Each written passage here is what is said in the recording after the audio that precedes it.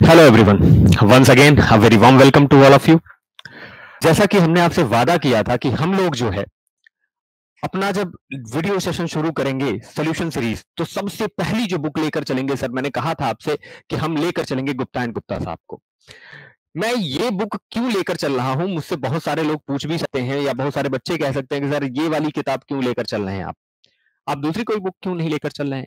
हमें एक reference book के तौर पर कुछ ना कुछ तो सॉल्व करना था, तो हम ये लेकर चल रहे हैं, इसके पीछे क्या वजह है।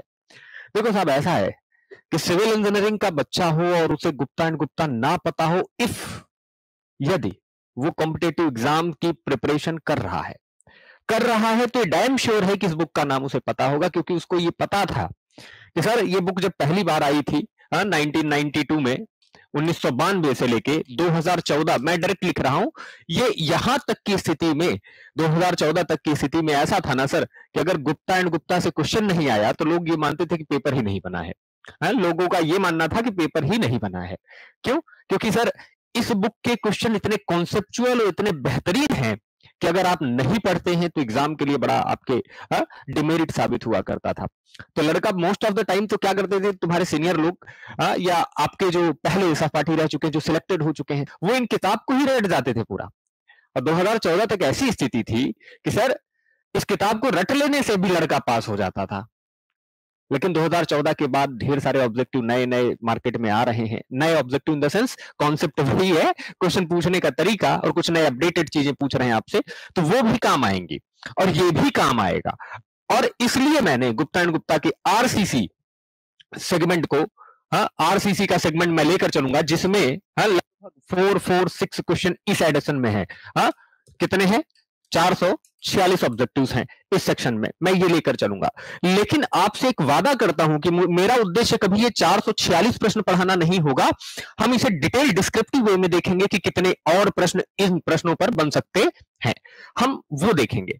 और साथ साथ इस बुक में, पूरी बुक में बात करो, 5000 के आसपास क्वेश्चन है। इसका सेकंड वर्जन जब आया था तो 3800 के आसपास क्वेश्चन थे। इस वर्जन में लगभग 5000 के आसपास क्वेश्चन है और हमें ये सारे पढ़ने हैं ताकि आप आरआरबी का एग्जाम दें या यूपीपीसी ट्रिपल एससी का एग्जाम दें या फिर यूपीपीसीएल का दें या यूपी आरविनल का दें या फिर डीएमआरसी, एलएमआरसी या एनी अदर एजेई एग्जामिनेशन में आप प्रिपेयर करें, देन ये बुक आपके लिए एक रामबाण साबित होगी सर। इसलिए हमने इस बुक को एज अ रेफरेंस बुक इस्तेमाल करना जरूरी समझा है और इसीलिए मैंने आपसे कहा कि हम इस बुक पर बातचीत करेंगे। बहुत ही बेहतरीन कॉन्सेप्ट मिलेंगे आपको इस बुक की श्रृंखला में या इस ऑब्जेक्टिव सीरीज में, बहुत ही बेहतरीन मिलेंगे। तो परेशानी इस बात से मत उठाइएगा।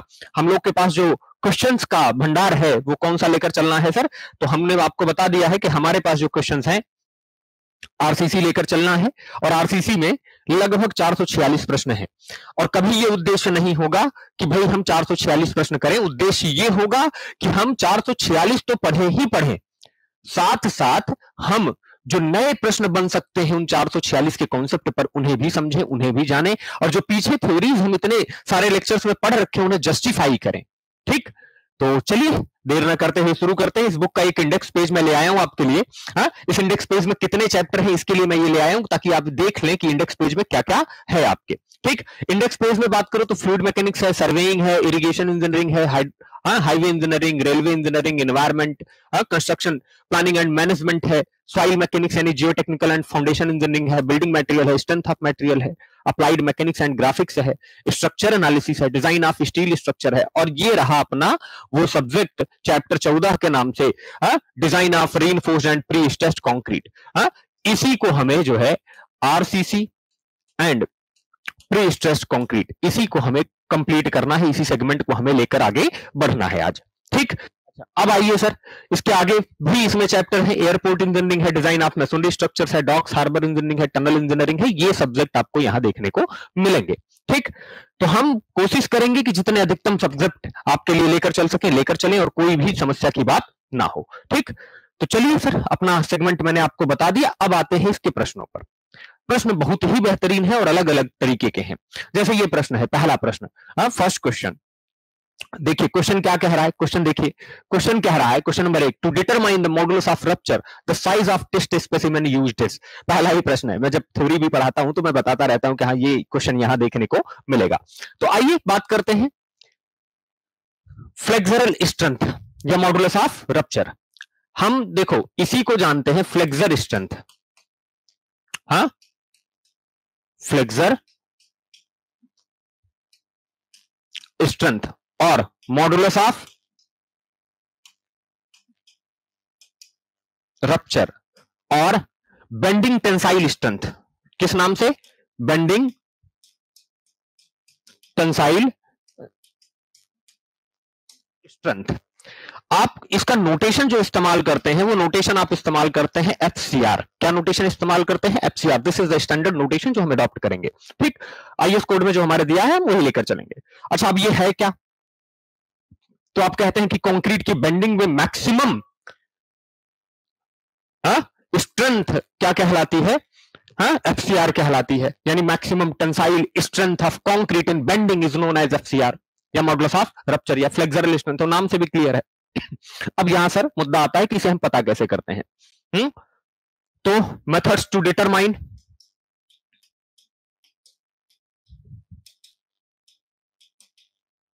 इसे निकालने के कितने तरीके हैं सर? इसे निकालने के दो तरीके हैं। कितने तरीके हैं? दो तरीके हैं। पहला तरीका है बेस्ड ऑन बेंडिंग इक्वेशन। हाँ, हम लिख सकते हैं based on bending equation. Bending equation directly लिख दूं, m upon I is equals to sigma upon y is equals to E by R. इस इक्वेशन से बेस्ड ऑन बेंडिंग इक्वेशन, इस इक्वेशन की सहायता से आप निकाल लेते हैं। एक तो आपका ये काम है।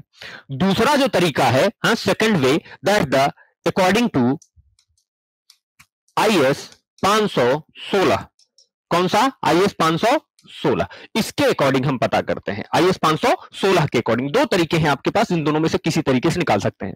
यह भी प्रश्न आता है फ्लेक्सरल स्ट्रेंथ किस कोडल प्रोविजन के अकॉर्डिंग, प्रश्न यही बनता है कि फ्लेक्सरल स्ट्रेंथ किस कोडल प्रोविजन के अकॉर्डिंग हम पता करते हैं। तो 516 के अकॉर्डिंग पता करते हैं। अब पता करने का जो तरीका है, बेंडिंग इक्वेशन वाला तो हम चलेंगे, बाद में बताएंगे आपको कभी, हाँ, थ्योरेटिकल लेक्चर में। लेकिन अभी इधर आइए आईएस 516 वाले पे। जब आईएस 516 वाले के अकॉर्डिंग बात करते हैं तो आईएस 516 कहता है कि भाई आप इसके लिए सैंपल बनाएंगे, फिर इस थर्ड पॉइंट लोडिंग करेंगे, और लोडिंग करने के बाद आप क्या करेंगे? फ्लेक्सरल स्ट्रेंथ की वैल्यू पता करेंगे। तो इसको पता करने के लिए सबसे पहला जो आता है बात, सैंपल के शेप की।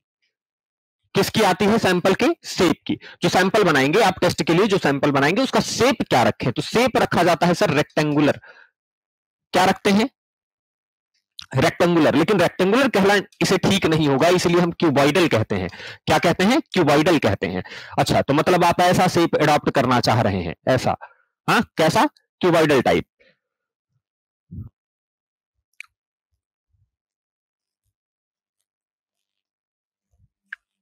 ऐसा शेप एडॉप्ट करना चाह रहे हैं, ऐसा शेप, ठीक। तो ऐसा शेप एडॉप्ट करेंगे। अब सवाल ये आता है कि सर ऐसा शेप एडॉप्ट तो कर लें हम, लेकिन अपने सामने चुनौती ये है कि ये शेप जो हम एडॉप्ट कर रहे हैं इसका साइज क्या रखें? The second point is size of sample. तो सैंपल के साइज के लिए दो साइज आपको रिकमेंडेड हैं। एक तो स्टैंडर्ड साइज की बात करते हैं, स्टैंडर्ड साइज। मैं साइज की जगह स्टैंडर्ड साइज लिख रहा हूं। क्या लिख रहा हूं? Standard size. स्टैंडर्ड साइज लिख रहे हैं तो स्टैंडर्ड साइज जो पहला लेकर चलते हैं, फर्स्ट 150 गुणे 150 गुणे 700 mm, और दूसरा साइज जो लेकर चलते हैं वो 100 गुणे 100 गुणे 500 mm, 100 500 mm। अच्छा, मतलब आप कहना चाहते हैं कि अगर क्रॉस सेक्शन वाइज बात करो तो ये क्रॉस सेक्शन, ये कितना होगा? 150 mm होगा, ये साइड 150 mm होगी, और ये लेंथ की अगर बात करो देन इट इज 700। कितना होगा? 700। ठीक, अब समझ गए? तो ये डायमेंशन हमें लेकर चलना होता है। लेकिन अब कब कौन सा लेकर चले, ये बात हमारे सामने है। तो ये बात पर आइए, तो हम एकदम सिंपल बात करेंगे। कहेंगे कि साहब ऐसा है ना कि जो ये वाला साइज है, ये जनरल केस में जब आपसे कभी कंक्रीट में यूज मैक्सिमम एग्रीगेट की साइज पर चर्चा ना की जाए, या उसका कोई स्पेसिफिकेशन आपके पास ना हो, तो जनरली हम कौन सा अडॉप्ट करते हैं? 150 गुणे 150 गुणे 700 mm, हम यही इस्तेमाल करते हैं, यही साइज हम अडॉप्ट करेंगे। समझ गए? तो 150 mm गुणे 150 mm गुणे 700 mm, ये साइज हम अडॉप्ट करते हैं। बट ये बड़े काम की बात है जो आपको समझनी है। क्या बात है? कि भाई जब एग्रीगेट जो कंक्रीट में हम यूज कर रहे हैं, कंक्रीट में यूज किया गया एग्रीगेट का मैक्सिमम साइज 20 mm से कम हो या 20 mm तक हो, तब हम क्या करते हैं, 100 गुणे 100 गुणे 500 mm का सैंपल बनाते हैं। तो हम यहां लिख लेंगे, क्या कहेंगे सर, हाँ नोट करके यहां लिख लेंगे, हम नोट में लिख लेंगे, इफ मैक्सिमम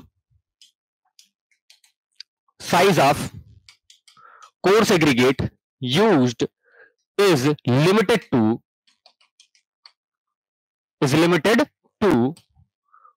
20 mm, कहीं कहीं सेंटीमीटर में लिख देता है, approximately 2 centimetre, then we should use 100 into 500 mm sample.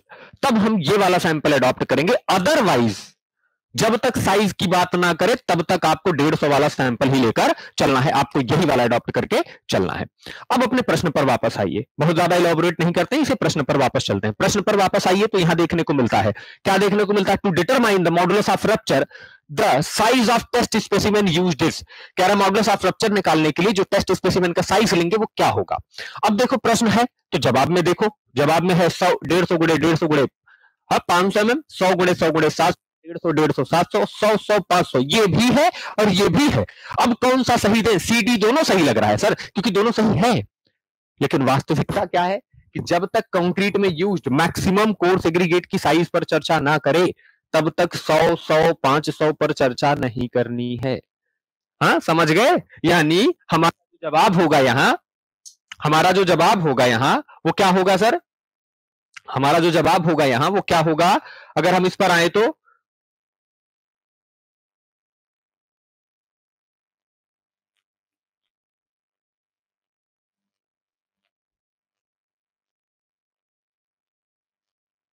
हमारा जो जवाब होगा, अगर हम इस पर आए तो क्या जवाब होगा सर, एक सेकंड,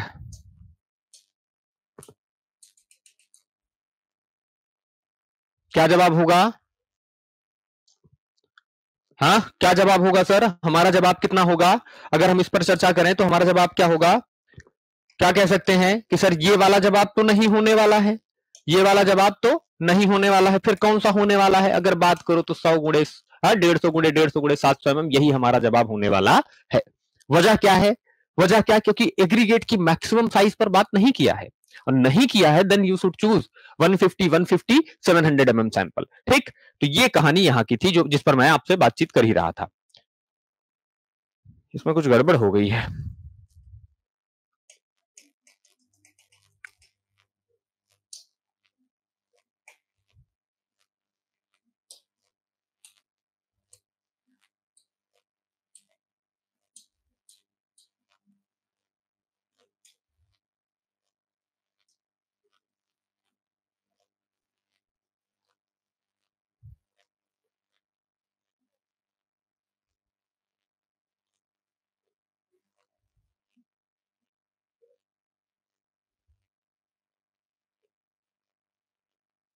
ठीक है।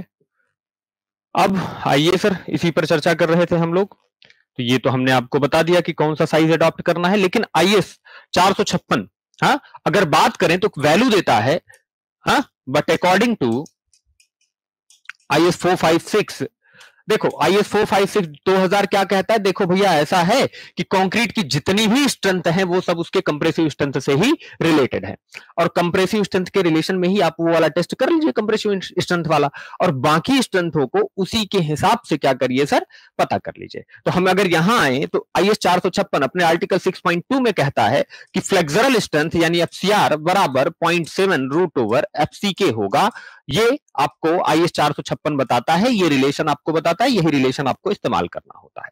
हालांकि एक बात जानते रहिएगा, क्या जानते रहिएगा सर, कि ये जो आपका वैल्यू है, हाँ ये वैल्यू, ये आपको आईएस 456 रिकमेंड करता है, बट अगर टेस्ट करना हुआ तो 516 के अकॉर्डिंग ही किया जाएगा। ठीक, कहानी समझ गए। आइए, तो यहां बात कर रहे थे किसके लिए, मुझे फिर से लिखना पड़ेगा, ये फ्लेक्सर स्ट्रेंथ और मॉडुलस ऑफ रप्चर और bending tensile strength. Bending tensile strength, यानी क्या, एफसीआर। क्या सर, एफसीआर। इसे पता करने के कितने तरीके हैं, हाँ, मेथड्स कितने हैं पता करने के लिए? तो भैया कितने मेथड हैं? 2 मेथड हैं। हाँ, कितने मेथड हैं? 2। कितने मेथड हैं? 2। पहला method based on bending equation, based on bending equation, यानी कौन सा bending equation? M upon I is equals to sigma upon y is equals to E by R. एक तो ये वाला है, आपको पता है। दूसरा एक, हाँ, अकॉर्डिंग टू आई एस 516, और हम लोग जिससे बात कर रहे हैं वो कौन सा वाला है? 516 वाला मेथड ही है। किसके अकॉर्डिंग बात कर रहे हैं? अकॉर्डिंग टू आई एस 516, हम इसी के अकॉर्डिंग बातचीत कर रहे थे।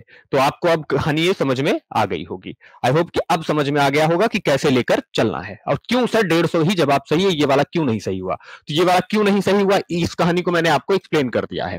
ठीक, चलिए, तो ये तो हो गई सर इस प्रश्न की बात। अब हम अपने अगले प्रश्न पर चलेंगे। अगला प्रश्न है अपना, क्वेश्चन देख लीजिए। क्वेश्चन देखिए क्या कह रहा है आपसे। क्वेश्चन कह रहा है, question number 2, the property of fresh concrete in which the water in the mix tends to rise to the surface while placing and compacting is called. कह रहे हैं कि जब हम कंक्रीट को प्लेस कर रहे हो, कॉम्पैक्ट कर रहे हो, तो ऐसी दशा में अगर कंक्रीट के भीतर से पानी निकलकर सतह पर आ जाता है तो इस व्यवस्था को या इस प्रक्रिया को क्या नाम देंगे? तो क्या नाम देंगे, ये बात करनी है। अगर ये बात करनी है तो हम लोग आते हैं यहां, और 2 शब्द आते हैं, एक आता है ब्लीडिंग, एक आता है segregation. Most of the time 80% लड़का इसी कंफ्यूजन में मर जाता है कि कब ब्लीडिंग कहूं, कब सेग्रीगेशन कहूं। ब्लीडिंग एंड सेग्रीगेशन आर एक फ्रेशली मिक्स्ड कंक्रीट, यानी ताजी बनाई गई कंक्रीट में, वर्केबल कंक्रीट में ये डिफेक्ट की तरह है। डिफेक्ट कह लीजिए इनको, ये दोष हैं। अगर ये आ जाएंगे तो कंक्रीट की प्रॉपर्टीज बिगड़ जाएंगी, कंक्रीट की रिक्वायर्ड स्ट्रेंथ कभी नहीं आएगी। ये 2 ऐसे फिनोमेना है, ब्लीडिंग और सेग्रीगेशन। वैसे और भी हैं, लेकिन हम इस ब्लीडिंग सेग्रीगेशन पर ही बात करेंगे कि ये क्या है। बल्किंग देखो सैंड में होती है, ये तुम्हें पता है। क्रीप, हाँ, हार्डन्ड कंक्रीट में देखने को मिलता है ड्यू टू सस्टेन्ड लोड। तो ये कहानी मैंने आपको बता रखी है। अब आइए सर मुद्दे पर, अब आइए मुद्दे पर चले। तो हमारा क्या टॉपिक है? Bleeding and segregation. देख भाई, ब्लीडिंग के ढेर सारे कारण होते हैं, सेग्रीगेशन के भी ढेर सारे कारण होते हैं, लेकिन सारे कारणों में हमें कारण आज नहीं पढ़ना, निवारण आज नहीं पढ़ना। कब ब्लीडिंग कहेंगे और कब सेग्रीगेशन कहेंगे ये पढ़ना जरूरी है आज हमारे लिए। तो हम एक काम करते हैं, पहले बात करते हैं सर, हाँ, सेग्रीगेशन पर। सेग्रीगेशन पर बात करते हैं, सेग्रीगेशन पर बात करते हैं। हाँ, अपना टॉपिक है segregation. What is segregation? Segregation का मतलब क्या है? पृथक्करण।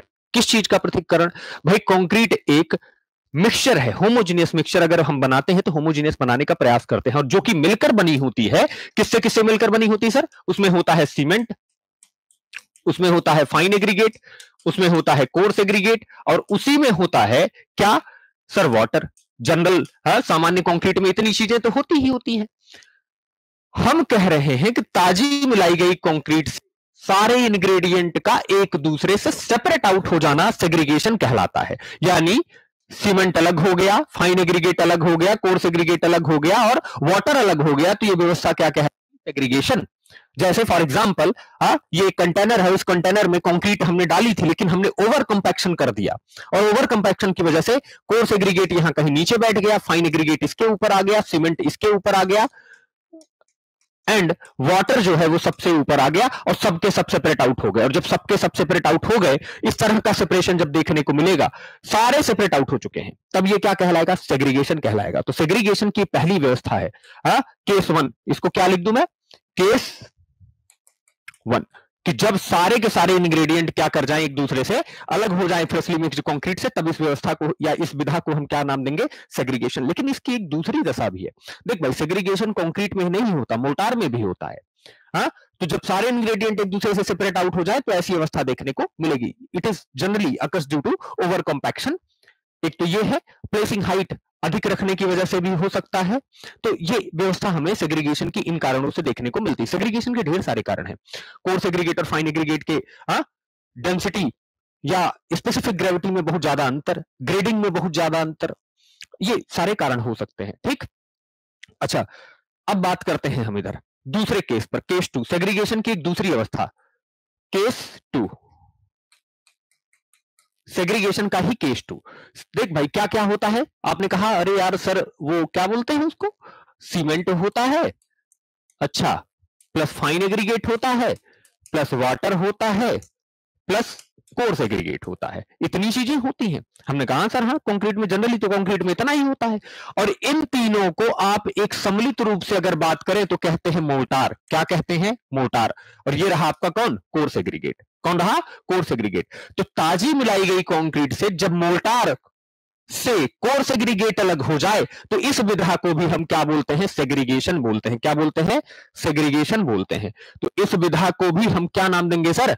सेग्रीगेशन बोलेंगे। क्या बोलेंगे? सेग्रीगेशन। अब ये होगा क्यों? बात ध्यान से समझो, ये होगा क्यों? आपने कहा कि सर ताजी मिलाई गई कंक्रीट है, इससे मोर्टार कोर्स एग्रीगेट से अलग हो चुका है, तब हम क्या बोले? देख भाई ऐसा है ना, आप मान लो कि ताजी मिक्स होमोजेनियस कंक्रीट आप सर पे लेके एक तसले में पैन में खड़े हो, पैन मेथड से ट्रांसपोर्टेशन कर रहे हो, लेकिन आपने फर्मे में हाँ 1 मीटर, जनरली ये पहले 1.5 मीटर हुआ करता था IS 456 के आर्टिकल 13.2 के अकॉर्डिंग, तो हमने 1.5 मीटर से ऊपर हाइट से क्या कर दिया? गिरा दिया। अब गिराया तो आपने जब तसले में लिया था सर, तो इसमें क्या था? पोटेंशियल एनर्जी mgh के बराबर। आपने गिराया तो जितना भारी पार्टिकल उतना ज्यादा पोटेंशियल एनर्जी, तो कोर्स एग्रीगेट के पास ज्यादा होगा, और कोर्स एग्रीगेट बिखर कर कहीं यहां दूर चला गया, यहां। और फाइन एग्रीगेट जो रह गया यानी मोर्टार और सीमेंट जो रह गया, ये कहीं यहां बीच में ही रह गया, सेपरेशन हो गया इस तरीके का। और सेपरेशन हो गया तो हम ये देख पाएंगे कि सर ये विधा क्या कहलाएगी? सेग्रीगेशन का केस 2 कहलाएगा। क्या कहलाएगा? केस 2। तो यानी जब ताजी मिलाई गई कंक्रीट से मोर्टार कोर्स एग्रीगेट से अलग हो जाए तो ऐसी व्यवस्था को क्या नाम देंगे? हम सेग्रीगेशन नाम देंगे। क्या नाम देंगे? सेग्रीगेशन। तो ये अवस्था है, दिस इज योर मोर्टार या फाइनर पार्टिकल, और ये रहा कौन? आपका कोर्स एग्रीगेट। तो ये अलगाव जो है, ये विधा जो है, ये क्या कहलाती है? सेग्रीगेशन कहलाती है। इसकी वजह से कंक्रीट में हाँ होमोजेनिटी लॉस हो जाती है, इसकी वजह से डिफरेंट स्ट्रेंथ इत्यादि, रिक्वायर्ड स्ट्रेंथ और वर्केबिलिटी वगैरह नहीं मिलेगी आपको। ये अवस्था है। ठीक, कहानी समझ गए? तो ये सेग्रीगेशन समझ में आया। सेग्रीगेशन क्या है? कंक्रीट, ताजी मिलाई गई कंक्रीट से सारे इंग्रेडिएंट का एक दूसरे से अलग हो जाना, या फिर मोर्टार का या फाइन एग्रीगेट्स का कोर्स एग्रीगेट से अलग हो जाना क्या कहलाएगा? हाँ, फाइनर पार्टिकल्स का कोर्स एग्रीगेट से अलग हो जाना क्या कहलाएगा? सेग्रीगेशन कहलाएगा। अभी समझ में आया? अब चलिए ब्लीडिंग पर चलते हैं। So the term is bleeding. Bleeding, ठीक है, एक बार समझ लो ताकि बार बार इस पर कभी डिबेट ना करना पड़े। सो topic is bleeding. Bleeding is what? Bleeding है, ब्लीडिंग का मतलब है ताजी मिलाई गई कंक्रीट के व्हाइट से होता हुआ जल का बाहर निकलना, पानी का बाहर निकलना। सामान्य डेफिनेशन यही होती है। हाँ अच्छा, ब्लीडिंग, लेकिन हम थोड़ा इसे जस्टिफिकेशन में ले आए और बात करें अगर आपसे, तो ब्लीडिंग में हम क्या कह सकते हैं? 3 केसेस बनते हैं और 3 दशा में ब्लीडिंग कही जाती है। कैसे? ध्यान से सुनो। क्या क्या होता है भाई? सीमेंट होता है, अच्छा, प्लस फाइन एग्रीगेट होता है, प्लस कोर्स एग्रीगेट होता है। हम कोर्स एग्रीगेट को लास्ट में लिख दें sir, plus water plus coarse aggregate. Concrete में इतना ही जनरली होता है, एडमिक्सचर वगैरह छोड़ दीजिए, बाद में ऐड कर लेंगे हम। ठीक, अगर हमें मॉडर्न कंक्रीट या क्या करना हो, मॉडर्न कंक्रीट बनाना हो तो हम ऐड कर लेंगे। अब चलिए आइए इस पर। अगर ताजी मिलाई गई कंक्रीट से व्हाइट से होता हुआ वाटर बाहर निकलता है, क्या बाहर निकलता है? वाटर बाहर निकलता है, तो हम इस अवस्था को क्या नाम देते हैं? ब्लीडिंग नाम देते हैं। क्या नाम देते हैं? ब्लीडिंग। बात ध्यान से समझ गए? अच्छा, दूसरी बात सुनो। जब ताजी मिलाई गई कंक्रीट से, मैं पेन चेंज कर लेता हूं आपके लिए, जब ताजी मिलाई गई कंक्रीट से सीमेंट और वाटर ये बाहर निकलते हैं, तब भी क्या कहलाता है? ब्लीडिंग कहलाता है। सीमेंट और पानी का घोल बाहर निकल रहा है, तब भी हम इसे क्या नाम देंगे? ब्लीडिंग नाम देते हैं। क्या नाम देंगे? ब्लीडिंग नाम देंगे। समझ गए सर? क्या नाम देंगे? ब्लीडिंग नाम देंगे। समझ गए? तो 2 केसेस ब्लीडिंग के मिल गए, एक तो ये मिला, दूसरा ये मिला। यानी ताजी मिलाई गई कंक्रीट से जब सीमेंट और पानी का घोल या फिर सीमेंट केवल रंध्रों से होता हुआ बाहर निकल रहा हो, तब हम इसे क्या नाम देंगे? ब्लीडिंग नाम देंगे। अब आइए सर नेक्स्ट बात पर। नेक्स्ट बात अपनी ये है, बात ध्यान से सुनते चलो, कि जब ताजी मिलाई गई कंक्रीट से, यहां देखो मैं यहां लिख रहा हूं, ये यहां लिख रहा हूं, सीमेंट, वाटर और ये फाइन एग्रीगेट, इन तीनों का बाहर निकलना हो, तब भी क्या कहलाएंगे? इसे हम ब्लीडिंग कहेंगे। तो ये दशा 1 है, ये दशा 2 है और ये थर्ड केस है जिससे हम ब्लीडिंग नाम देंगे। क्या नाम देंगे? ब्लीडिंग नाम देंगे। समझ गए? अच्छा, लेकिन बात ध्यान से याद रखिएगा कि सर यहां जो हम बात कर रहे हैं कि फाइन एग्रीगेट निकलेगा, तो ये फाइन एग्रीगेट कंप्लीटली नहीं, पार्शियली निकलेगा। अगर कंप्लीटली निकलता है तो सर ये सेग्रीगेशन हो जाता है। यानी अब ब्लीडिंग की डेफिनेशन देकर देखिए, क्या कह सकते हैं कि ताजी मिलाई गई कंक्रीट से व्हाइट से होता हुआ पानी का बाहर निकलना, या पानी और सीमेंट के घोल का बाहर निकलना, या पानी, सीमेंट और आंशिक रूप से पार्शियली फाइन एग्रीगेट का बाहर निकलना क्या कहलाता है? ब्लीडिंग कहलाता है। तो ब्लीडिंग की 3 दशाएं होंगी सर, जो आपको समझनी थी, जाननी थी, और मैंने आपको ये तीनों दशाएं बता दी है। आई होप कि अब आपको ये कहानी समझ में आ रही होगी। ठीक, चलिए, तो समझ गए हैं। तो ये बात ब्लीडिंग और सेग्रीगेशन की है। अब अपने प्रश्न पर वापस चलते हैं हम। अब अपने प्रश्न पर बाहर चलते हैं। प्रश्न क्या कह रहा है? The property of freshly mixed concrete या fresh concrete in which water in the mix tends to rise to the surface while placing and compacting. कह रहे हैं जब फर्मे में बिछा रहे हैं, ये देखो, तो ये पूरा मिक्सचर है कंक्रीट का, लेकिन इस पूरे मिक्सचर में पानी जो है ना, ये पानी जो है ये सतह पर आने का प्रयास कर रहा है, ऊपर आ रहा है। तब इस अवस्था को क्या बोलेंगे? ऊपर आकर इकट्ठा होगा तो क्या बोलेंगे? सर ये नहीं कहा सारे इंग्रेडिएंट एक दूसरे से अलग हो गए, बस ये कह रहे पानी ऊपर आ रहा है व्हाइट से होता हुआ। जब पानी केवल ऊपर आ रहा है व्हाइट से होता हुआ, तो ये दशा तो क्या कहलाएगी सर? तब तो ये दशा क्या कहलाएगी? तब ये दशा कहलाएगी ब्लीडिंग। क्या कहलाएगी? ब्लीडिंग कहलाएगी। बात समझ गए सर? तब ये दशा क्या कहलाएगी? ब्लीडिंग कहलाएगी। आई होप कि आपको समझ में आ रहा होगा कि हम क्या बातचीत कर रहे हैं। ठीक, हम लोग क्या बातचीत कर रहे हैं, ये समझ में आ रहा है ना? तब ये क्या कहलाएगा? ब्लीडिंग कहलाएगा। अब चलिए सर नेक्स्ट प्रश्न पर बात करते हैं। नेक्स्ट क्वेश्चन अपना देखते हैं, क्वेश्चन नंबर 3। बिल्कुल चिंता मत कीजिएगा, हम लोग आराम आराम से चलेंगे, लेकिन सारी बात करेंगे। क्वेश्चन नंबर 3 अपना जो है सर, ये बड़ा कॉन्सेप्चुअल प्रश्न है, क्योंकि इसमें कई सारे कॉन्सेप्ट इन्वॉल्व हैं। तो क्या प्रश्न कह रहा है, ध्यान से सुनिए। क्वेश्चन नंबर 3 कह रहा है, सिलेक्ट द इनकरेक्ट स्टेटमेंट।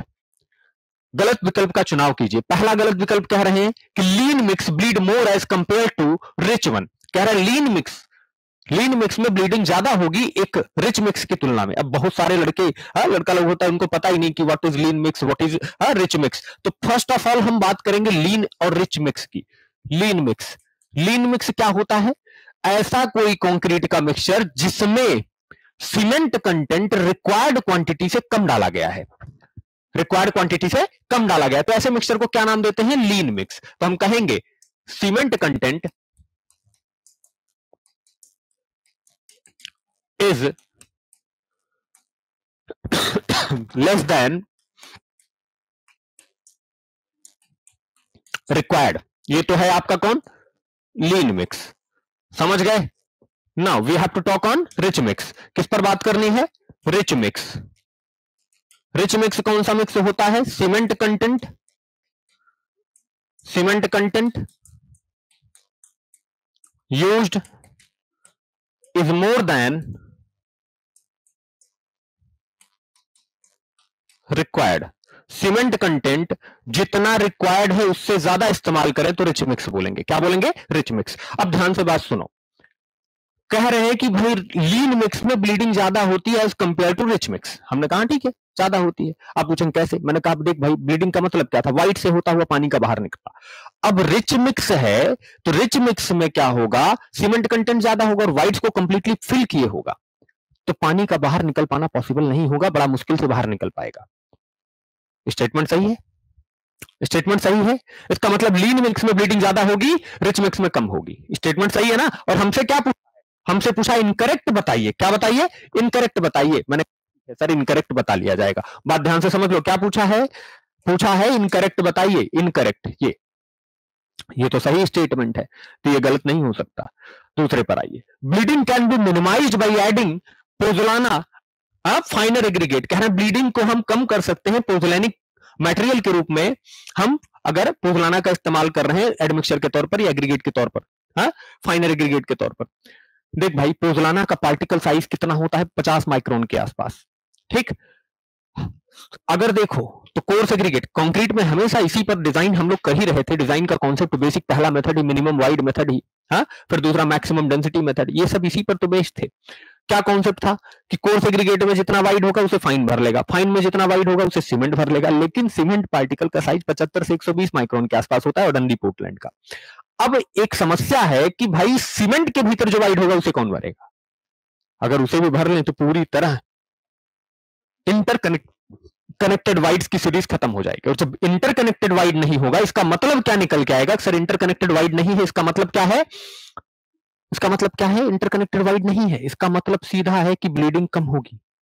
तो पोज़लाना जो है सीमेंट के भीतर के वाइड्स को भर लेगा और ब्लीडिंग कम हो जाएगी। तो ये भी सही है, हमसे तो गलत पूछा है। अगला, bleeding can be increased by addition of calcium chloride. CaCl2 मिलाकर हम ब्लीडिंग बढ़ा सकते हैं। असल में देखो, ये इंस्टेंटेनियस तो देखने को मिलेगा, लेकिन लॉन्ग टर्म के लिए स्टेटमेंट सही नहीं है। लेकिन फिर भी इंस्टेंटेनियस, क्षणिक रूप से जब आप कंक्रीट बना रहे हैं तब के तौर पर ये सही है। ठीक, तब के पर्टिकुलर पॉइंट ऑफ व्यू पर ये सही है। लेकिन कैल्शियम क्लोराइड का आप जानते हैं श्रिंकेज बढ़ा देता है। आप ये भी जानते हैं कि श्रिंकेज के साथ साथ ये क्या करता है? स्ट्रेंथ गेन रेट को भी बढ़ा देता है कंक्रीट के, ये भी जानते हैं। तो ये स्टेटमेंट आपको इस तरीके से देखने को मिलेगा। सो द राइट आंसर, मतलब जो इनकरेक्ट है, इनकरेक्ट क्या? नन ऑफ द अबव, इनमें से कोई नहीं, यही बात गलत है। तो answer none of the above होगा। ठीक, बहुत ध्यान से समझ लीजिएगा, ये प्रश्न आया है कई बार। अब चलिए अगले क्वेश्चन पर। अगला क्वेश्चन अपना क्वेश्चन नंबर 4 कह रहा है कि the property of the ingredient to separate out from each other while placing in the concrete is called. कह रहे हैं कि कंक्रीट की वो प्रॉपर्टी बताइए जिससे सारे इंग्रेडिएंट एक दूसरे से अलग हो जाते हैं। सारे इंग्रेडिएंट एक दूसरे से अलग हो गए, so that's what, that's cement अलग, फाइन एग्रीगेट अलग, कोर्स एग्रीगेट अलग, वाटर अलग, सब अलग हो गए। सो ये फिनोमेना क्या है? This is segregation. ये क्या है? सेग्रीगेशन है। तो आप सिंपली कह सकते हैं कि दिस इज सेग्रीगेशन। तो सिंपल स्टेटमेंट दे दीजिए, कह दीजिए कि क्या होगा सर? सेग्रीगेशन होगा। क्या होगा? सेग्रीगेशन होगा। So now the next question, अगला क्वेश्चन। ये थोड़ा सा कंक्रीट का बेसिक है, इसलिए मैं आपको रिवाइंड कर करके बताता हुआ चल रहा हूं कि workability of concrete is directly proportional to. Concrete की वर्केबिलिटी किसके डायरेक्टली प्रोपोर्शनल होती है? देख भाई, ऐसा है कि कंक्रीट की वर्केबिलिटी कोई एक फैक्टर मिलकर नहीं बनाता। वर्केबिलिटी जो है ये क्या है? असल में बात की जाए तो एक सामान्य लड़का जब बात करता है वर्केबिलिटी पर तो कहता है कि कंक्रीट को कितने आसानी से फर्मे में बिछाया, यानी प्लेस किया, कॉम्पैक्ट किया और सरफेस को स्मूथ किया जा सकता है। कंक्रीट की यही प्रॉपर्टी वर्केबिलिटी कहलाती है, कितने आसानी से, यही बात वर्केबिलिटी है। जनरली लड़का यही कहता है। हाँ, हम थोड़ा हटके बात करते हैं। क्यों हटके? हम क्यों बात करेंगे भाई? कोई हम ऐसा थोड़े है कि सिविल इंजीनियरिंग के बहुत बड़े महारथी आदमी हैं और हम जो कहेंगे वही सिविल इंजीनियरिंग में सत्य होगा, ऐसा थोड़े। हम जो बात कर रहे हैं वो इंडियन स्टैंडर्ड कोडल प्रोविजन 6461 के अकॉर्डिंग बात करें, IS 6461, जो वर्केबिलिटी को सही से डिफाइन करता है। असल में बहुत सारे लोगों को वर्केबिलिटी का मतलब नहीं पता, तो पहले मैं उनसे बात करता हूं कि वर्केबिलिटी क्या है और फिर कितने फैक्टर्स अफेक्ट करते हैं वर्केबिलिटी ऑफ कंक्रीट। बात ध्यान से याद रखिएगा, मैं एक प्रश्न लूंगा लेकिन पूरा चीर फाड़ करते हुए चलूंगा उस प्रश्न का, ताकि उस पर जितने अन्य प्रश्न बने वो आपसे इजीली हो जाएं। ठीक, जितना मैक्सिमम पॉसिबल होगा मैं उतना इलाबोरेट करता हुआ चलूंगा, तब तक जब तक मुझे ऐसा ना लगेगा कि आप बोर होने लगे होंगे अब। हाँ, तो मैं उतना आपको बताता हुआ चलूंगा। So workability of concrete what is? तो कहते हैं कि workability of concrete is that property of freshly mixed concrete, ताजी मिलाई गई या बनाई गई कंक्रीट की वह प्रॉपर्टी जिसके कारण इसे फॉर्मवर्क में आसानी से बिछाया जा सकता है, कॉम्पैक्ट किया जा सकता है, सरफेस को स्मूथ किया जा सकता है, या फिर कंक्रीट के मिक्सचर को इजीली मिक्स किया जा सकता है होमोजेनियस बनाने के लिए। यही प्रॉपर्टी क्या कहलाती है? वर्केबिलिटी कहलाती है। लोग ऐसा कहते हैं, मैं ऐसा नहीं कहता। मैं क्या कहता हूं? वर्केबिलिटी जो है, बात ध्यान से सुनो, workability is a complex system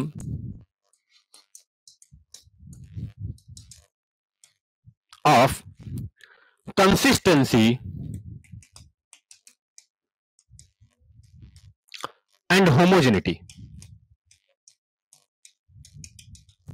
Workability is a complex system of consistency and homogeneity. हम ये कहते हैं कि homogeneity और consistency का ये क्या है? एक कॉम्प्लेक्स सिस्टम है, एक कॉम्प्लेक्स सिस्टम है। कॉम्प्लेक्स सिस्टम मतलब क्या है सर? होमोजेनिटी और इसका कॉम्प्लेक्स सिस्टम का क्या मतलब है? कह रहे हैं भाई वर्केबिलिटी जो है ना, ये एक फैक्टर का प्रभाव नहीं है, ये कंसिस्टेंसी और होमोजेनिटी, इन दोनों क्राइटेरिया को फुलफिल करते हुए एक नई प्रॉपर्टी जिसे हम डिफाइन करेंगे, जो इन दोनों से मिलकर बनी हुई इनका एक जटिल संयोग है, वही क्या कहलाएगी? वर्केबिलिटी। लेकिन अब आप पूछेंगे सर है क्या, वो बताओ ना यार। चलो उस पर चलते हैं। हम पहले डेफिनेशन पर बात करेंगे, फिर उस डेफिनेशन को जस्टिफाई करेंगे हम लोग, और फिर जस्टिफिकेशन में आने के बाद कौन कौन से फैक्टर अफेक्ट करेंगे फिर उसे देखेंगे। ठीक, तो चलिए बात करते हैं वर्केबिलिटी किसके अकॉर्डिंग बात करेंगे? According to Indian standard 6461 IS 6461 के अकॉर्डिंग बातचीत करेंगे, जो वर्केबिलिटी की आपको डेफिनेशन बताता है। क्या डेफिनेशन बताता है? बात ध्यान से सुनो। ये कहता है कि workability is represented by the amount of internal work done required to produce full compaction in concrete. अब ये क्या कहानी है? कह रहे हैं कि भाई कंक्रीट में पूर्ण सहनन यानी फुल कॉम्पैक्शन के लिए किए गए आवश्यक आंतरिक कार्य की मात्रा ही वर्केबिलिटी को दर्शाती है। कार्य की मात्रा जितनी कम होगी वर्केबिलिटी उतनी ज्यादा। अब आप पूछेंगे सर ये क्या है, ये तो हम समझ ही नहीं पा रहे। मैंने कहा पहले लिख तो दे डेफिनेशन। हाँ, तो हम लिख रहे हैं it is represented by the amount of internal work done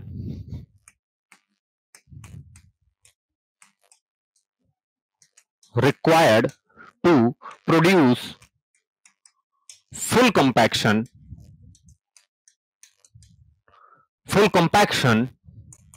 in concrete। यानी workability is the amount of या workability is represented by the amount of internal work done required to produce full compaction in concrete. अब लड़का कहेगा sir ये definition मुझे नहीं समझ आई, ये वर्क डन वगैरह इसमें से कहां आ गया? हाँ, मैंने कहा भाई वर्क डन वगैरह तो आएगा ही आएगा, क्या है बात ध्यान से सुनो। चलो आते हैं मुद्दे पर, पहले वो समझा देते हैं फिर बात करते हैं। बोले हाँ सर बताओ। मैंने कहा मान लो सर एक फर्मा है ऐसा, वर्केबिलिटी कई सारे फैक्टर से मिलकर बनेगी और हम सारे फैक्टर को एक्सप्लेन करेंगे।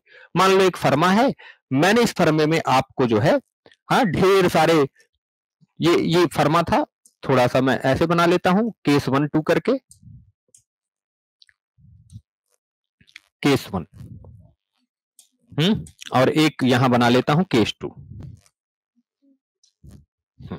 बना लिया। इस फर्मे में मैंने छोटे छोटे एग्रीगेट राउंडेड दे रखे हैं आपको, छोटे कम साइज है इनका। मैंने कहा साहब हाँ ये है, आप कंक्रीट को इसमें गिरा दिए हैं, फर्मे में गिरा दिए हैं। अब एक काम करिए कि इसको पूरे फर्मे में बिछाकर कॉम्पैक्ट कर लीजिए और सरफेस को स्मूथ कर दीजिए, लेवल कर दीजिए। बोला हाँ सर कर लेंगे। हमने कहा ठीक है, इधर आइए, पानी वानी नहीं मिला है, दोनों ड्राई केस है। मान लो कैसा केस है? ड्राई केस है। ठीक, इधर भी, इधर मैंने वही फर्मा है, भार उतना ही है एग्रीगेट का, लेकिन साइज बढ़ा दिया मैंने, बड़े साइज के दे दिए। मैंने कहा इनको प्लेस करके सरफेस स्मूथ कर लो। ये भी ड्राई कंडीशन में है, so this is in dry condition. मैंने कहा लगाओ बल। बोले बल कैसे लगेगा? मैंने कहा लो सर करनी है IS 10,086 यही IS कोड है हाँ ट्रॉवेल के लिए, करनी के लिए, तो लगाइए सर, ले आइए ये करनी, ले आए लगाए। और इस करनी से आप क्या करेंगे? इसको धकेलेंगे ऐसे फर्मे में ताकि ये प्लेस हो जाए। तो आप क्या कर रहे हैं? बल लगा रहे हैं इन एग्रीगेट्स पर, और ये एग्रीगेट जो यहां कहीं था वो आगे चलकर यहां कहीं ऐसे क्या हो जाएगा? एडजस्ट हो जाएगा। तो बल भी लग गया और बल की दिशा में विस्थापन भी हो गया। Force and the displacement in the direction of force, बल गुणे बल की दिशा में विस्थापन, यही तो क्या है सर? वर्क डन है। यही क्या है? हाँ, force into displacement in the direction of force, यही तो क्या है सर? वर्क डन है। यही तो क्या है? Work done. तो वर्क डन आप कर रहे हैं। अब सोचो कि यही दोनों फर्मे हैं, सेम केस है, खेलने वाला आदमी सेम है, फर्मा सेम है, करनी सेम है, सब कुछ सेम टू सेम है। हाँ, सिर्फ एग्रीगेट का साइज मैंने चेंज किया है। साइज चेंज किया तो ये देख रहे हैं कि सर इस वाले को आसानी से धकेला जा सकता है और ये आसानी से यहां से चला जाएगा। क्यों? क्योंकि जब आप इसे पुश करेंगे हाँ तो कांटेक्ट एरिया कम है यहां। दूसरा, जब आप पुश करेंगे तो रोलिंग कंडीशन में खुद ही आ जाएगा और अपने मोमेंट ऑफ इनर्शिया की वजह से खुद ही लुढ़कता हुआ यहां सेटल होने लगेगा। मतलब इसको प्लेस करने के लिए कम बल लगेगा, इसको प्लेस करने के लिए ज्यादा। इसका क्या मतलब है कि भैया इसको प्लेस करने में फोर्स ज्यादा चाहिए और इसको प्लेस करने में क्या लग रहा है? फोर्स कम लग रहा है। अगर ये डिस्प्लेसमेंट बराबर बराबर मान लो तब तो आपको ये दिख रहा है। इसका मतलब क्या है कि ये वाला मिक्सचर के कंपैरिजन में ये वाला मिक्सचर ज्यादा वर्केबल है। वर्केबल मतलब जिसे आसानी से प्लेस करके कॉम्पैक्ट किया जा सकता है। बात समझ में आ रही है? बोले हाँ सर, हाँ आ रही है। मैंने कहा अगर ऐसे नहीं समझ आ रही तो एक काम और करते हैं, एक काम और कर लेते हैं, हम अपन एक दूसरा काम कर लेते हैं सर। चलो, आप पूछेंगे सर क्या करना है, मैंने कहा चलो यार इतना क्या सोचते हैं, हाँ लो सेम फर्मा। अभी इनको डाउट था तो मैंने सब कुछ सेम कर दिया, सेम फर्मा, सेम साइज का एग्रीगेट, हाँ सेम साइज का एग्रीगेट, लो सर सेम साइज का, एकदम सेम साइज का एग्रीगेट, हाँ सब कुछ सेम है, सारी कंडीशन फर्मा करनी सब सेम है, एग्रीगेट का भी साइज शेप सब सेम है। मैंने कहा अब साहब एक काम करो, इस फर्मे के वाले कंक्रीट को थोड़ा सा क्या कर दो, ड्राई रखो, इस वाले को क्या कर दो, वेट कर दो। बोले हाँ सर कर देंगे। मैंने कहा प्लेस करो और इजीली कंपैक्ट करो, देखो कौन कंपैक्ट हो जाता है। इन्होंने जब इस पर बल लगाया तो ड्राई था, तो सरफेस के बीच फ्रिक्शन ज्यादा, फ्रिक्शन ज्यादा है तो फ्रिक्शन को ओवरकम करने के लिए इनको और बल लगाकर धकेलना पड़ा, तब ये जाके अपनी जगह पे कहीं सेटल होगा। इस वाले में आओ, लुब्रिकेशन है, सतह पर फ्रिक्शन कम हो गया, फ्रिक्शन कम हो गया इसका मतलब क्या है, ये इजीली जाके चला जाएगा। इसका मतलब क्या कि वाटर कंटेंट जो है कंक्रीट में, ये इसे प्लेस करने के लिए क्या कर रहा है, स्मूथनेस प्रोवाइड कर, मतलब कम बल लगेगा इसमें, कम बल लगेगा इसका मतलब ये ज्यादा वर्केबल है, इसकी वर्केबिलिटी ज्यादा है एज कंपेयर टू, यानी वेट वाले की वर्केबिलिटी ज्यादा है एज कंपेयर टू ड्राई वाला। सेम केस है। अब हम फोर्स से डिफाइन कर सकते हैं ना, तो कर लीजिए सर, इतना दिमाग क्यों लगाना है। हम क्या कह सकते हैं, हम कह सकते हैं कि सर हाँ कंक्रीट के मिक्सचर को फर्मे में प्लेस करने के लिए जितना जितना कम से कम बल लगेगा वर्केबिलिटी उतनी ज्यादा होगी, और जितनी वर्केबिलिटी जितना ज्यादा बल लगेगा वर्केबिलिटी उतनी कम होगी। लेकिन इन दोनों दशाओं में आपको एक बात का ख्याल रखना है कि कंक्रीट के मिक्सचर की होमोजेनिटी लॉस नहीं होनी चाहिए। होमोजेनिटी मतलब समझते हैं ना, कि इंटायर वॉल्यूम में डेंसिटी सेम हो और मटेरियल का डिस्ट्रीब्यूशन भी इवन हो। तो इस तरीके की बात कर रहे थे हम। तो यहां कह दिया सर, यहां हमें समझ में आ रहा है क्या कि वर्क डन ये जितना कम होगा वर्कबिलिटी उतनी ज्यादा होगी। इस बात का बस आपको ख्याल रखना है, हाँ क्या, विदाउट लूजिंग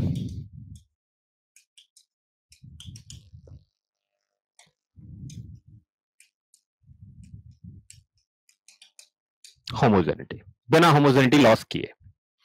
समझ में आया? एक जनरल मैंने आपको डेफिनेशन में एक ऑब्जेक्टिव के पॉइंट ऑफ व्यू से जितनी जरूरी बातें थी वो मैंने आपको बता दी।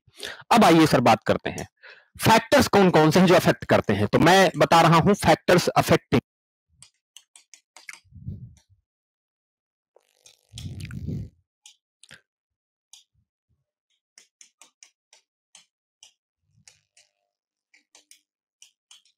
वर्केबिलिटी। कौन कौन से फैक्टर अफेक्ट करते हैं? तो द फर्स्ट फैक्टर, ढेर सारे फैक्टर वर्केबिलिटी को अफेक्ट करने वाले ढेर सारे फैक्टर हैं सर।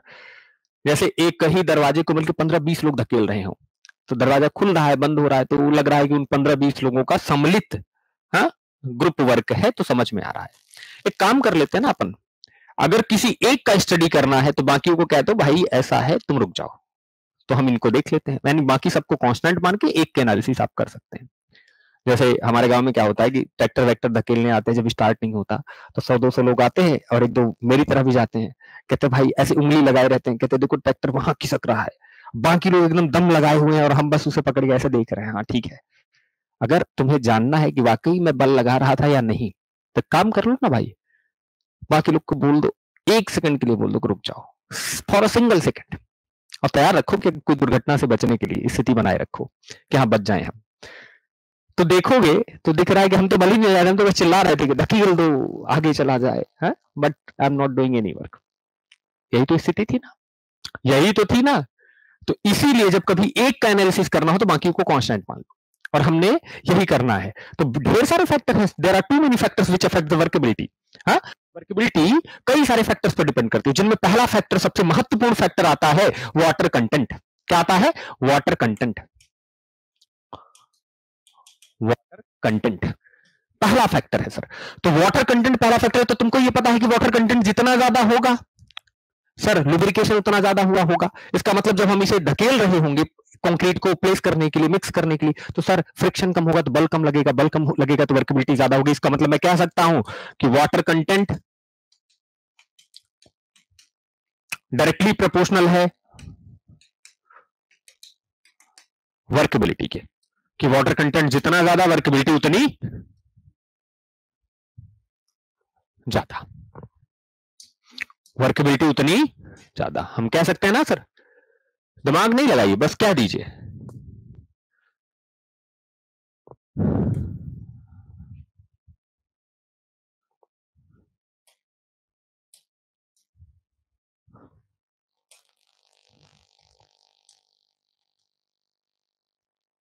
ठीक है, ठीक। अच्छा, अब वाटर कंटेंट ज्यादा है तो इसका क्या मतलब है सर? दूसरा, वाटर सीमेंट रेशियो कंक्रीट में ये भी ज्यादा होगा।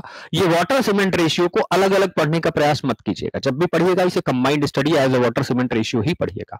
तो वाटर सीमेंट रेशियो W/C, अरे वाटर कंटेंट बढ़ेगा तो ये भी बढ़ेगा, ठीक। और ये बढ़ेगा तो वर्केबिलिटी तो बढ़नी ही है, तो वर्केबिलिटी क्या होगी? बढ़ जाएगी। क्यों? क्योंकि लुब्रिकेशन के लिए पानी और सीमेंट का पेस्ट ज्यादा अवेलेबल होगा, ठीक। Now the next factor, third, cement content. लड़का क्या करता है, मैं यही लिख रहा हूं, लड़का क्या करता है, हाँ, सीमेंट कंटेंट। लड़का क्या करता है, कहता है वाटर सीमेंट रेशियो के डायरेक्टली प्रोपोर्शनल है। इसे मैं डायरेक्टली प्रोपोर्शनल लिख दूं बाबू? चलो आपके लिए लिख देता हूं डायरेक्टली प्रोपोर्शनल। डायरेक्टली प्रोपोर्शनल, लड़का कहता है वाटर सीमेंट रेशियो के डायरेक्टली प्रोपोर्शनल है, यानी weight of water upon weight of cement के डायरेक्टली प्रोपोर्शनल है। तो ये देखो, वेट ऑफ सीमेंट के यूनिवर्सली प्रोपोर्शनल मानने लगता है वर्केबिलिटी को, लेकिन ऐसा नहीं है। ये हमेशा एक कंबाइंड फैक्टर के रूप में पढ़ा जाएगा, यानी वाटर सीमेंट रेशियो जब भी पढ़ा जाएगा एक साथ पढ़ा जाएगा, आप इसे अलग अलग नहीं पढ़ेंगे, ठीक, याद रखिएगा। तो यहां जो स्टेटमेंट आएगा, हाँ, सीमेंट कंटेंट जितना ज्यादा होगा, बात याद रखिए, सीमेंट कंटेंट जितना ज्यादा होगा, लुब्रिकेशन के लिए सीमेंट और पानी का पेस्ट उतना ही स्मूथ और उतना ही ज्यादा बनेगा। तो ये ज्यादा बनेगा तो वर्केबिलिटी क्या होगी? ज्यादा होगी। वर्केबिलिटी क्या होगी? ज्यादा होगी, यानी डायरेक्टली प्रोपोर्शनल होगा।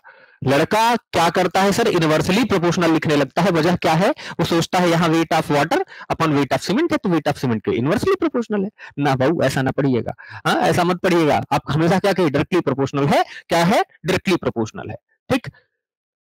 आइए नेक्स्ट फैक्टर पर, शेप ऑफ एग्रीगेट। चौथा, शेप ऑफ एग्रीगेट। याद रखिएगा, एग्रीगेट के जितने भी शेप हैं, फ्लैकी, इलोंगेटेड, एंगुलर, सब राउंडेड, राउंडेड, तो जैसे जैसे आप उधर फ्लैकी, इलोंगेटेड से राउंडेड की तरफ आएंगे, वर्केबिलिटी बढ़ती जाएगी। बात ध्यान से समझ लीजिएगा। ड्यू टू कॉन्टैक्ट एरिया कम होगा, लुब्रिकेशन के लिए जो सरफेस को भिगाने के लिए पानी चाहिए वो भी कम होगा, और व्हाइट्स, वॉल्यूम ऑफ व्हाइट्स भी राउंडेड में कम होगा। तो मैं इसके लिए सीधा सीधा लिख रहा हूं, सबसे ज्यादा किस में मिलेगी, सबसे कम किस में मिलेगी। इधर देखो, राउंडेड एग्रीगेट सबसे ज्यादा वर्केबल, दूसरा सब राउंडेड इससे कम होगा इसमें, या इसी को इर्रेगुलर कहते हैं, ठीक। इससे भी कम होगा एंगुलर में, और सबसे कम होगा फ्लैकी एंड इलोंगेटेड में। इसमें एक शेप और है क्यूबिकल, लेकिन मैं उस पर जोर नहीं दे रहा हूं क्योंकि वो आइडियल कंक्रीट बनाने के काम आएगी और वो अभी आपकी जरूरत की भी नहीं है, ठीक। तो इस तरीके से आप बता दीजिएगा। तो बेस्ट वर्केबिलिटी किस पर मिलेगी? हाँ, राउंडेड पे। सबसे कम किस पे मिलेगी? फ्लैकी इलोंगेटेड पे। चलिए नाउ नेक्स्ट बात करेंगे sir, size of aggregate. Shape की बात हो गई, साइज की बात करेंगे। पांचवा, साइज ऑफ एग्रीगेट। एग्रीगेट की साइज आपने देखा था, साइज जैसे जैसे बढ़ेगा, साइज बढ़ेगा तो वर्केबिलिटी बढ़ेगी। मैंने पीछे एक्सप्लेन भी किया था। तो साइज डायरेक्टली प्रोपोर्शनल है वर्केबिलिटी की। नेक्स्ट बात करिए 6, surface texture. Surface texture, surface texture आप पढ़ते हैं ना कि ढेर सारे सरफेस टेक्सचर पढ़ते हैं, ग्लोसी, स्मूथ, ग्लेज्ड, हाँ, पोरस, रफ, क्रिस्टलाइन। तो आप याद रखिएगा कि जितना ज्यादा स्मूथनेस होगी सरफेस की, सरफेस स्मूथनेस, सरफेस स्मूथनेस जितना ज्यादा होगी, वर्केबिलिटी क्या होगी सर? हाँ, उतनी ही ज्यादा होगी। तो इसके डायरेक्टली प्रोपोर्शनल होता है। अब आपके पास ढेर सारे सरफेस आते हैं, ढेर सारे सरफेस, क्यों? अरे भाई सरफेस स्मूथनेस ज्यादा होगी तो फ्रिक्शन कम होगा, तो पार्टिकल को एक दूसरे के ऊपर स्लाइड करने में कम से कम बल लगेगा। लेकिन एक दिक्कत है, स्ट्रेंथ कम हो जाएगी। तो वो चलो बात का फैक्टर है, अभी सिर्फ वर्केबिलिटी पर बात करते हैं ना अपन। तो क्या स्थिति है सर? ये सरफेस स्मूथनेस के हिसाब से आपने बताया। और अब आइए इस पर बात कीजिए। तो भाई सबसे ज्यादा, हाँ, सबसे ज्यादा किस में मिलेगा? तो देख भाई, ग्लॉसी, फिर ग्लॉसी के बाद ग्लेज्ड, हाँ, ग्लॉसी, फिर कौन? ग्लेज्ड, फिर कौन? स्मूथ, और सबसे कम किस में मिलेगा? रफ क्रिस्टलाइन में। रफ क्रिस्टलाइन में। तो इस तरीके से अगर वर्केबिलिटी को आप देखना चाहें तो जैसे जैसे आप उधर से इधर आते जाएंगे, उधर से इधर आते जाएंगे, वर्केबिलिटी क्या होती जाएगी, वर्केबिलिटी बढ़ती जाएगी। एक बात याद रखिएगा, लेकिन ये तीनों एग्रीगेट, ये जो है ये तीनों एग्रीगेट जो है, अगर इस सरफेस टेक्सचर वाला एग्रीगेट आप इस्तेमाल करते हैं, सबसे बेकार कंक्रीट बनेगी जिसकी स्ट्रेंथ सबसे कम होगी, क्योंकि हम कंक्रीट को वर्केबिलिटी के लिए नहीं बना रहे हैं, we are making it for strength. तो सबसे कम स्ट्रेंथ इसमें मिलेगी, उससे ज्यादा इसमें मिलेगी, उससे ज्यादा इसमें, और बेहतर स्ट्रेंथ आपको मिलेगी क्रिस्टलाइन में। ठीक, चलिए, तो ये याद रखिएगा और आपको मैंने बता भी दिया है। नेक्स्ट बात करते हैं ग्रेडिंग की, 7वां ग्रेडिंग। याद रखिएगा ग्रेडिंग जितनी बेहतर होगी, हाँ ग्रेडिंग जितनी बेहतर होगी, एग्रीगेट का, हाँ वर्केबिलिटी उतनी ही ज्यादा होगी। तो ग्रेडिंग के डायरेक्टली प्रोपोर्शनल है। ठीक, क्यों? क्योंकि कॉम्पैक्शन के लिए कम से कम बल लगेगा। तो अगर सभी साइज के पार्टिकल अवेलेबल होंगे तो एक दूसरे के वाइड को आसानी से फिल करते हुए जाएंगे, तो कॉम्पैक्शन में बल कम लगेगा। इसीलिए अगर हम बात करें तो सबसे ज्यादा वर्केबल कौन होगा? Well graded. कौन होगा? Well graded. फिर वेल ग्रेडेड को क्या बोलते हो? WG। ठीक, फिर वेल ग्रेडेड के बाद कौन होगा? Gap graded. कौन होगा? गैप ग्रेडेड, या इसी को बोलते हैं पुअरली ग्रेडेड। हाँ, यूजी और पीजी, यूजी और पीजी, पुअरली ग्रेडेड। और सबसे कम होगा यूनिफॉर्मली ग्रेडेड।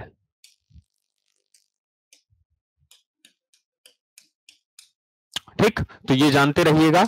इस तरह से वर्केबिलिटी को अगर हम लोग डिफाइन करें तो हम कह सकते हैं, हाँ इस तरह से अगर वर्केबिलिटी को हम डिफाइन करें तो हम कह सकते हैं कि सर हमारा जो कंक्रीट है ना, उसकी वर्केबिलिटी ऐसे ही देखने को मिले। ठीक, चलो, वेल ग्रेडेड का मतलब समझते हैं ना? ऐसा एग्रीगेट जिसमें हर साइज के मिलावे अवेलेबल हो, हर साइज के मिलावे क्या हो? उपलब्ध हो, आप उसे वेल ग्रेडेड नाम देते हैं। ठीक, जिसमें कुछ साइज हो, कुछ गायब हो, कुछ गायब हो, इन द सेंस कुछ पार्टिकल के साइज अवेलेबल है, कुछ के नहीं है, वो क्या है? गैप ग्रेडेड या पुअरली ग्रेडेड। और जिसमें सारे साइज अवेलेबल है दैट द यूनिफॉर्म, मतलब एक ही साइज अवेलेबल है दैट द यूनिफॉर्मली ग्रेडेड। आप इसे यूजी कहते हैं। क्या कहते हैं? यूजी। तो यहां यूजी सेम हो जाएगा, इसीलिए हम सिर्फ एक ही जगह इस्तेमाल कर रहे हैं, यूजी। ठीक, हो गया? तो चलिए, यहां से ये कहानी आपकी निकल के आ गई थी। अब हम बात करते हैं इस पर। नेक्स्ट बात करेंगे मिक्स प्रोपोर्शन पर। 8वां फैक्टर थोड़ा ज्यादा हो रहा है, लेकिन हम बताते चलते हैं ताकि ये प्रश्न छूटे ना।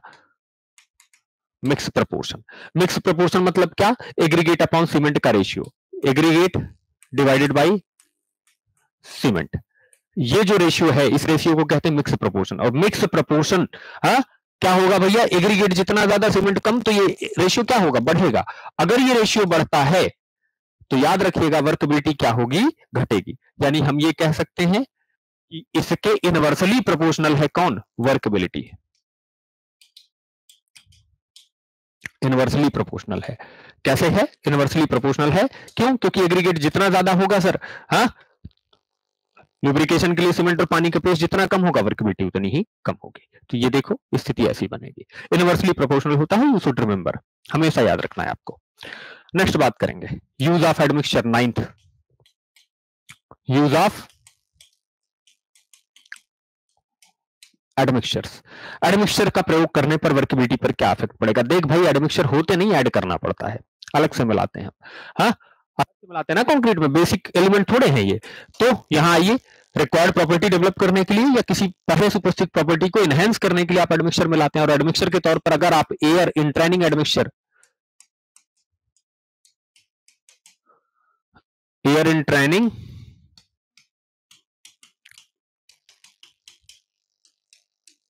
एडमिक्सचर जैसे एल्युमिनियम सल्फेट, Al2SO4 या विंसल रेजिन या फेनोलिक रेजिन, आप इन सब का इस्तेमाल करेंगे तो ये सब कौन से हैं? एयर इंटरनिंग एडमिक्सचर है। सोप सोल्यूशन, ये सब यही है ना। तो हम यहाँ ऐड का साइन लगा रहे हैं कि हम इनको ऐड करेंगे तो वर्केबिलिटी क्या होगी? बढ़ जाएगी। ये तो इनकी क्वांटिटी और इनके नेचर पर डिपेंड करेगा। दूसरा, वाटर रिड्यूसिंग एडमिक्सचर,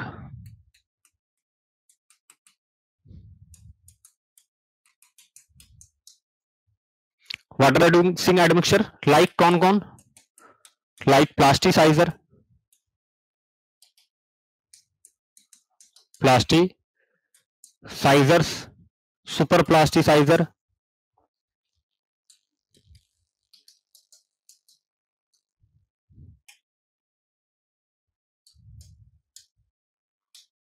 इन सबको भी आप अगर क्या करते हैं, ऐड करते हैं, देखिए पहले से होते नहीं भाई, ऐड करते हैं तो वर्केबिलिटी क्या होगी, हाँ वर्केबिलिटी क्या होगी, बढ़ जाएगी। याद रखिएगा, ये होते नहीं, आप मिलाते हैं इनको, ठीक है। अच्छा, एयर एंट्रेनिंग हो गया, वाटर रिड्यूसर हो गया, और वर्केबिलिटी इनहेंसर भी हम मिलाते हैं समटाइम्स। तो तीसरा जो हमारा मिलाते हैं वर्केबिलिटी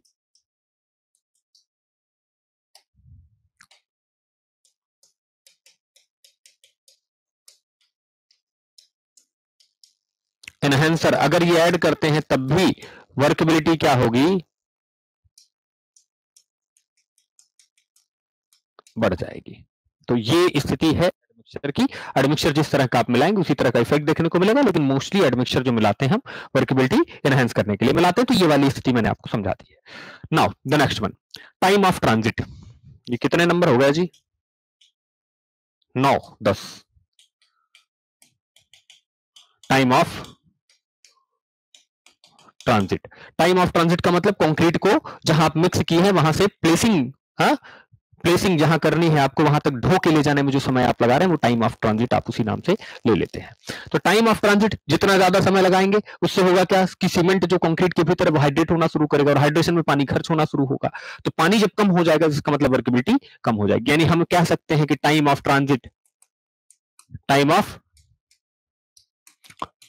ट्रांजिट जितना ज्यादा होगा वर्केबिलिटी उतना क्या होगा, कम होगा। इसका मतलब ये दूसरे कैसे हैं, एक दूसरे के इनवर्सली प्रोपोर्शनल है। 11, हाँ टेम्परेचर ड्यूरिंग प्लेसिंग,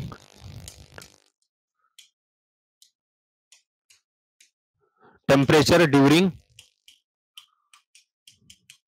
प्लेसिंग के समय टेम्परेचर, तो भैया टेम्परेचर जितना ज्यादा होगा पानी का इवापोरेशन कंक्रीट से उतनी तेजी से हो जाएगा। इसका मतलब वर्केबिलिटी क्या होगी, हाँ वर्केबिलिटी क्या होगी, वर्केबिलिटी की बात करो तो वर्केबिलिटी क्या हो जाएगी, कम हो जाएगी। वर्केबिलिटी क्या हो जाएगी, कम हो जाएगी। तो ये भी कैसे है, इनवर्सली प्रोपोर्शनल है। अगर ह्यूमिडिटी की बात करते हैं, एटमॉस्फेयर में ह्यूमिडिटी जितनी कम होगी, ह्यूमिडिटी कम होगी तो तेजी से कंक्रीट से पानी अब्सॉर्ब करने लगेगा एटमॉस्फेयर। इसका मतलब क्या है, तब भी क्या होगा, हर टेम्परेचर एंड ह्यूमिडिटी दोनों के साथ अगर बात करें तो हम यही स्थिति होगी।